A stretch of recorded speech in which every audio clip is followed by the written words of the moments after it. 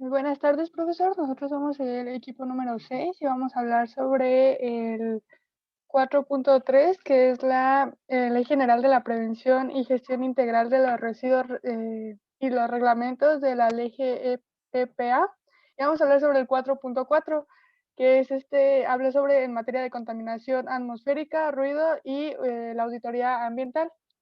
Bueno, vamos a comenzar hablando sobre la Ley General de Prevención y Gestión Integral de los Residuos. Esta se identifica por sus siglas, que son la LGPGIR. Bueno, pues esta es una ley que se va a aplicar en todo el territorio mexicano. Va a ser aplicable en temas o en materias que tengan que ver con la gestión de residuos. Esta ley aplica para residuos tanto no peligrosos, sólidos urbanos, como la gestión de residuos que sean peligrosos. Además de que esta ley tiene una clasificación, una tercera clasificación, que es de residuos que se denominan como residuos de manejo especial. Dentro de de sus artículos de esta ley tenemos el primero que habla sobre se van a aplicar principios, los cuales, principios de valorización y responsabilidad compartida, para el manejo de los residuos, bajo criterios que garanticen la eficiencia ambiental y tecnológica y tanto la eficiencia económica y social. Este mismo artículo nos va a mencionar en su fracción 2 que se van a establecer criterios, se va a determinar criterios para el manejo y para la generación y el manejo de los. Esto para que se pueda prevenir y controlar la contaminación que existe en el medio ambiente. Igual en la fracción número 3 nos menciona que se deben de establecer mecanismos de coordinación entre las entidades federativas y los municipios del territorio nacional. Esto para que se pueda tener que se pueda ver existe una cooperación en materia de prevención de la generación y la gestión de los residuos. Además, tenemos que en el artículo número 2 nos va a hablar sobre que toda persona tiene el derecho a desarrollarse y vivir plenamente en un medio ambiente adecuado para su bienestar. Este mismo artículo en su fracción número 3 nos va a mencionar que nos va a hablar sobre la prevención y minimización de la generación de los residuos, al igual que su liberación en el medio ambiente y su transferencia de un medio a otro, igual como el manejo integral de estos mismos residuos. En la fracción número 4 nos va a mencionar qué responsabilidad o que corresponde a quien genere los residuos la asunción de los costos derivados y del manejo de estos mismos residuos y en su caso la reparación de los daños que pudieran generarse por el desecho o la generación de dichos residuos. Seguimos en el artículo número 2 y en la fracción número 6 nos va a hablar sobre la valorización de los residuos, es decir, em, el valor que se le da a los residuos para su aprovechamiento como insumos en ciertas actividades productivas. En el mismo artículo, en la fracción número 9, nos va a hablar sobre la selección de los sitios que van a ser como disposición final. Bueno, va a ser la selección de los sitios a donde van a llegar finalmente estos residuos y estos sitios deberán de cumplir lo que se establece en las normas oficiales mexicanas, al igual que lo que se establece en programas de ordenamiento ecológico y desarrollo urbano. Tenemos en el artículo número 5 que nos va a hablar de varios conceptos. En la fracción los principales o los más relevantes es en la fracción número 1 nos va a hablar sobre qué es un agente infeccioso. Este artículo lo menciona como un microorganismo, el cual es capaz de generar alguna enfermedad. Esta enfermedad solo se va a generar cuando existan las condiciones adecuadas para esta y que exista sí que esté la presencia de algún residuo que sea peligroso. En la fracción número 4 nos va a hablar sobre el concepto de coprocesamiento. Este se define como una integración ambiental segura sobre los residuos que se generan por alguna industria, ya sea de alguna fuente conocida como insumo o como proceso productivo. En la fracción número 5 del mismo artículo nos va a hablar sobre el concepto de disposición final, que se refiere a aquella acción de depositar o confinar permanentemente los residuos en sitios o instalaciones, las cuales deben de cumplir características específicas y que estos mismos sitios puedan prevenir su liberación y que no tengan un efecto muy grave en el ambiente o que las consecuencias de esta liberación afecten a la salud de la población o a los ecosistemas de este mismo ambiente o sus elementos.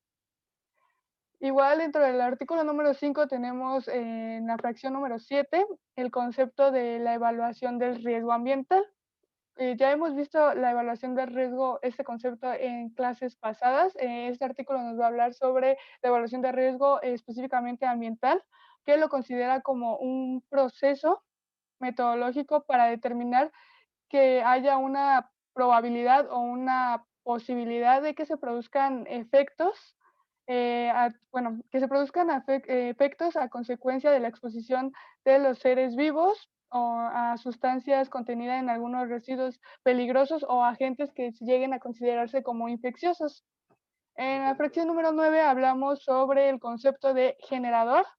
Este se refiere a una persona física o puede ser moral que produce residuos a través del desarrollo de procesos productivos o de consumo.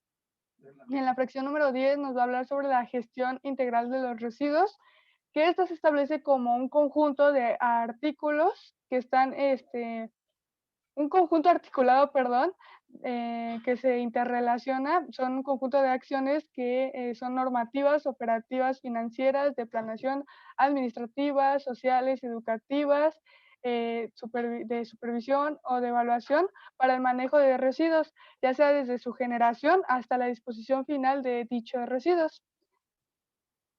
También en el artículo número 5, en la fracción número 7, nos va a hablar sobre, en la fracción número 12 nos va a hablar sobre el concepto de gran generador.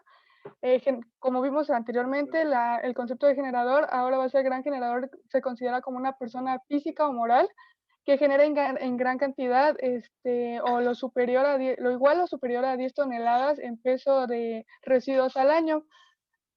También en la fracción número 13 nos va a hablar sobre la incineración, que va a ser el proceso por el cual se busca reducir el volumen o descomponer o controlar la composición física, química o biológica de ciertos residuos sólidos, líquidos o gaseosos.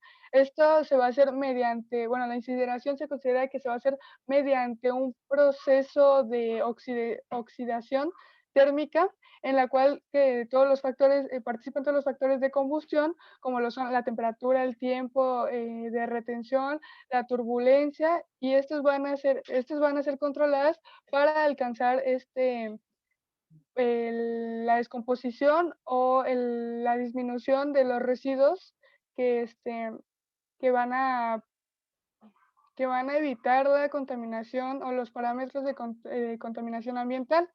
En la fracción número 14 nos habla sobre el inventario de residuos, que va a ser una base de datos en la cual se van a poner en orden y en clasificación los volúmenes que se generen de residuos. Esto se va a integrar a partir de la información proporcionada por los mismos generadores. Después vamos a tener la fracción número 16, que nos va a hablar sobre qué es el lixiviado, que es un líquido que se forma a partir de la reacción, arrastre o filtración de los materiales que constituyen algunos residuos y que se contienen que se van a contener de forma disuelta o en suspensión y que estas sustancias pueden infiltrarse en los suelos o pueden escurrirse en sitios en donde se depositen los residuos. Después tenemos el concepto del manejo integral, que va a ser el conjunto de las actividades de la reducción de la fuente, también va a ser la separación, la reutilización, el reciclaje y el coprocesamiento, el tratamiento biológico, químico, físico, térmico, el almacenamiento, transporte y disposición final de los residuos, ya sea individualmente realizado o combinado de manera apropiada para adaptarse a las condiciones. Después tenemos que el material es sustancia, compuesto o mezcla de que se utiliza como consumo y es un componente de productos de consumo, ya sea de envases, empaques o embalajes. Eh, ya por último, vamos a tener la fracción número 19 que nos va a hablar sobre qué es un microgenerador, que lo considera como un establecimiento industrial, puede ser industrial, comercial o de servicios, en donde se va a generar una cierta cantidad de 400 kilogramos de residuos peligrosos al año. En la fracción número 20 nos va a hablar sobre un pequeño generador, que va a ser aquella persona física o moral que genere una cantidad igual o mayor a los 400 kilogramos y va a ser y menor a 10 toneladas en su peso bruto total de residuos al año o su equivalente en otra unidad de medios. Después tenemos el plan de manejo, que este va a ser un instrumento cuyo objetivo es el de minimizar la generación y maximizar la valoración de los residuos sólidos urbanos, residuos de manejo especiales y los residuos peligrosos específicos. Esto se va a hacer bajo criterios de eficiencia ambiental, tecnológica, económica, social. Eso lo mencionábamos en el artículo primero, en las primeras fracciones, que era el principal objetivo, lo que buscaba generar esta ley.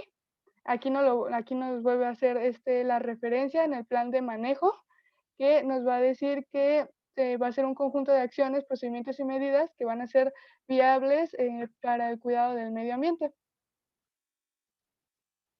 Después vamos a tener la fracción número 29, que nos va a hablar sobre el residuo. Este es un concepto muy importante, ya que pues, nos lo menciona en toda la ley y lo considera como un material o producto el cual su propietario o poseedor desechó y que se encuentra en un estado sólido o semisólido, en líquido o en gas, y está contenido en recipientes o depósitos y que puede ser susceptible de ser valorizado o requiere sujetos para su tratamiento. Tenemos que el concepto de residuos peligrosos van a ser todos aquellos que pasen por alguna de las características, bueno, que tengan algunas de las características como lo son la corrosividad, reactividad, explosividad, toxicidad, inflamabilidad, o que contengan algunos agentes infecciosos que lo clasifiquen o lo denominen como peligroso. Tenemos la valorización, que va a ser el principio o el conjunto, bueno, va a ser principio y conjunto de acciones, el cual su objetivo principal es el recuperar el valor o el poder calorífico de los materiales que componen los residuos mediante su reincorporación en procesos productivos. Esto se va a hacer bajo criterios de responsabilidad compartida, bajo criterios de manejo integral y bajo criterios de eficiencia ambiental, tecnológica y económica.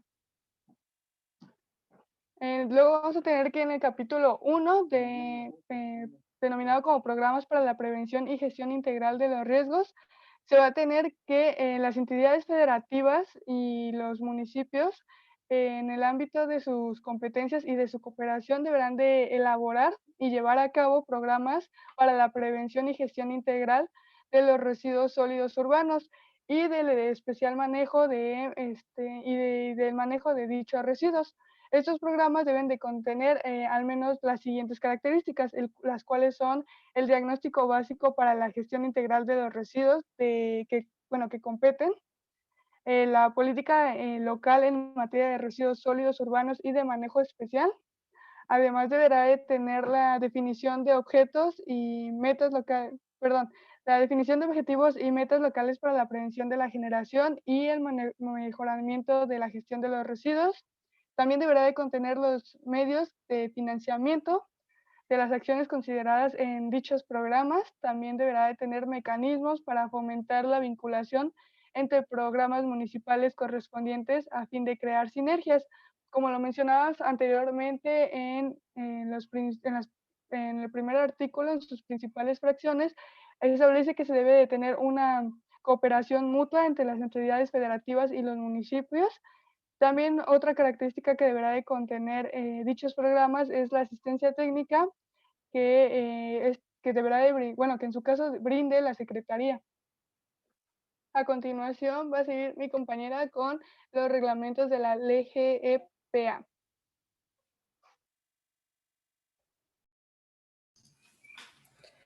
Buenas tardes, yo soy Ariadne y les voy a explicar el punto 2.4 que nos habla acerca de los reglamentos que contiene la LGEPA. Vamos a empezar con lo que concierne a la contaminación atmosférica, que nos dice en el capítulo 4 de la LGEPA que le compete a las entidades federativas y municipios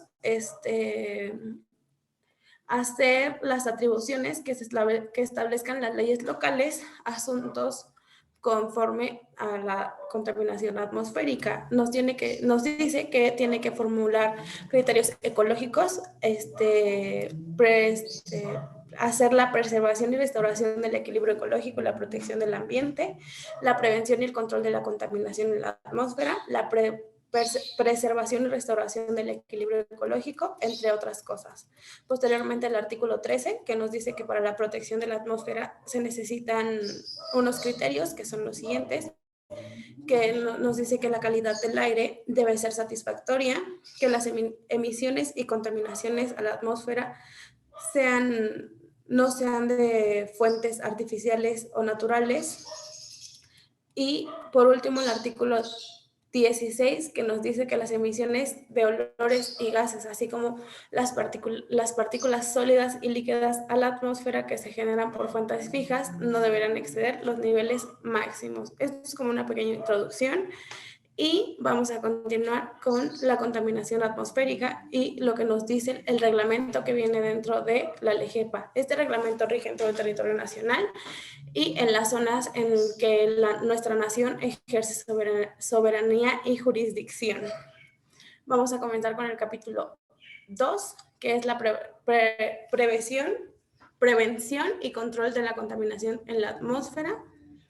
Y nos dice el artículo 110 que para proteger la atmósfera se tiene que considerar algunos criterios. Estos son que la calidad del aire debe ser satisfactoria en todos los asentamientos humanos y las regiones de nuestro país, y las emisiones de contaminantes de la atmósfera, sean de fuentes artificiales o naturales, fijas o móviles, deben ser reducidas y controladas, para así evitar un daño mayor en la atmósfera. Seguimos con el capítulo 111 y nos dice que para controlar, reducir o evitar la contaminación de la atmósfera, la Secretaría tiene las facultades de expedir las normas oficiales mexicanas, integrar y mantener actualizado el inventario de las fuentes emisoras, para pues llevar un control de estas, expedir normas oficiales que establezcan contaminantes y la fuente de contaminación, los niveles máximos y mínimos de emisión que se permiten, y formular y aplicar programas para la reducción de emisión de dichos contaminantes en la atmósfera.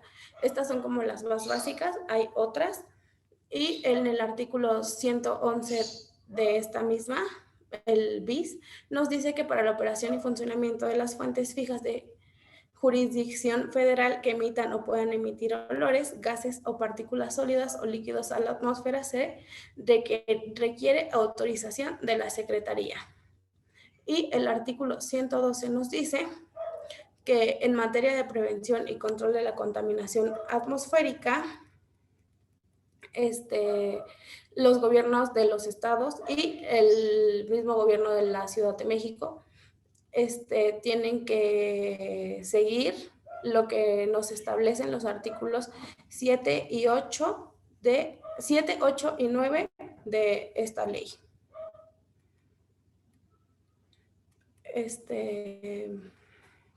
El artículo 113 dice que no deberán emitirse contaminantes a la atmósfera que ocasionan o pueden ocasionar desequilibrios ecológicos y daños en nuestro ambiente. El 116 nos dice que para otorgar estímulos fiscales, las autoridades competentes deben de tener algunas consideraciones, y para que estas sean válidas tienen que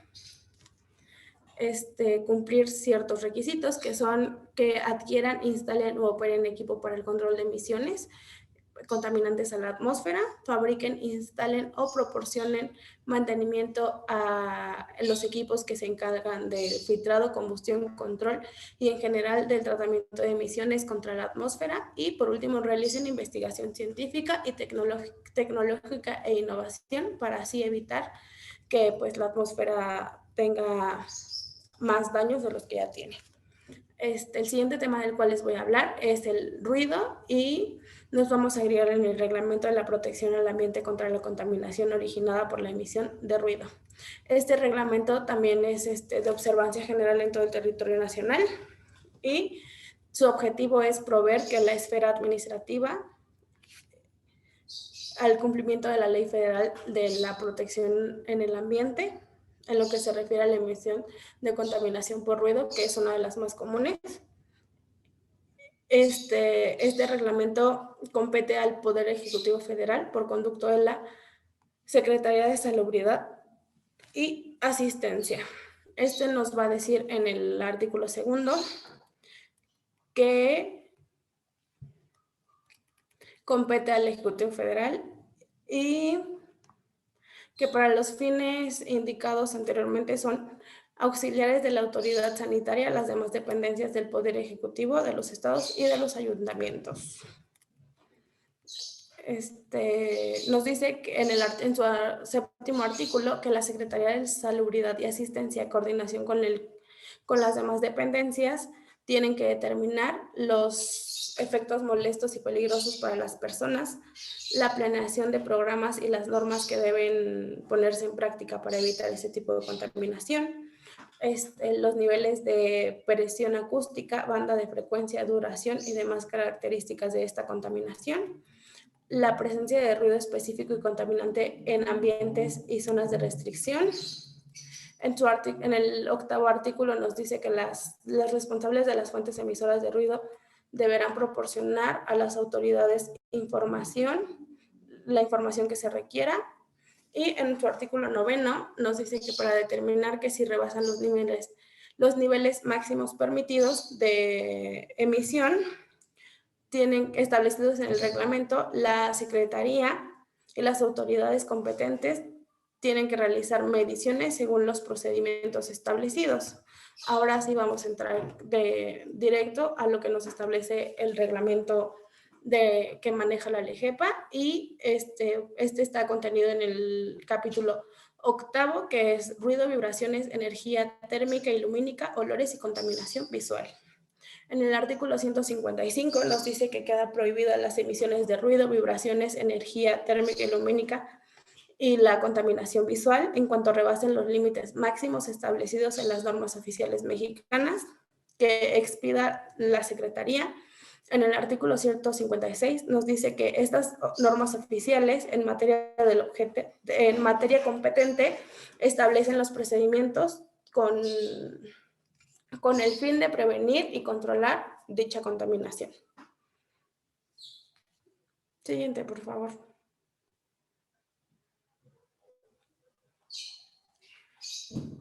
Y esto es todo por mi parte. Sigue mi compañera Carla. Hola, yo soy Carla Cárdenas. Le voy a continuar hablando del tema de auditorías ambientales, empezando por el reglamento de la Ley General de Equilibrio Ecológico y la Protección del Ambiente en materia de auditoría ambiental. Bueno, este ordenamiento tiene por objeto reglamentar todas las auditorías ambientales que van a estar previstas en el artículo 38 bis de la Ley General del Equilibrio Ecológico y la Protección al Ambiente. La aplicación de este reglamento corresponde al Poder Ejecutivo Federal a través de la Secretaría del Medio Ambiente, Recursos Naturales y Pesca. Bueno, este reglamento en términos amplios nos habla que, bueno, cualquier responsable del funcionamiento de una empresa puede hacer de forma voluntaria alguna auditoría ambiental, hablando de contaminación, esto para saber el riesgo y la contaminación que esta empresa genera y también para saber qué grado de cumplimiento tiene con la normatividad que está establecida y los parámetros, ¿no?